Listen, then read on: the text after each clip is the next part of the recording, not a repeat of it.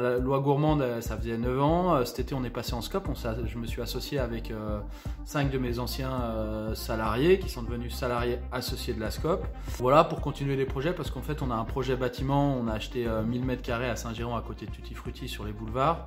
Et que le but, c'est de construire dans cet endroit à la fois des beaux espaces de travail, c'est-à-dire ici on est tout petit, on pousse les murs et ainsi de suite, et on en a vraiment marre. Là-bas on aura une vraie cuisine, une vraie pâtisserie, une vraie partie biscuiterie, on aura un beau salon de thé qui fera 100 m² pour à la fois vendre nos produits et accueillir les gens aussi qui pourront manger sur place avec une petite restauration. On a même une belle cour intérieure où les gens pourront manger dehors.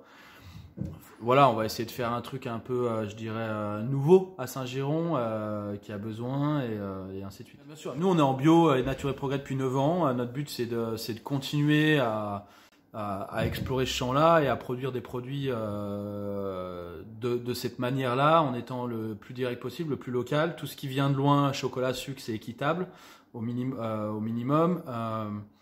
Et de construire des partenariats locaux pour arriver à s'approvisionner le plus localement possible, d'autant plus avec la partie snacking traiteur qu'il va avoir. Combien vous en voulez? En total, un chaque.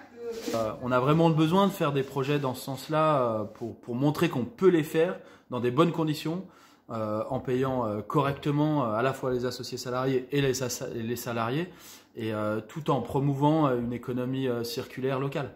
On le voit sur le marché par exemple, là où on est en contact, je dirais, le plus direct avec le plus de monde possible. On a de plus en plus même des jeunes ados qui viennent nous acheter 2 biscuits pour leur goûter plutôt que d'aller acheter un paquet de galettes Saint-Michel.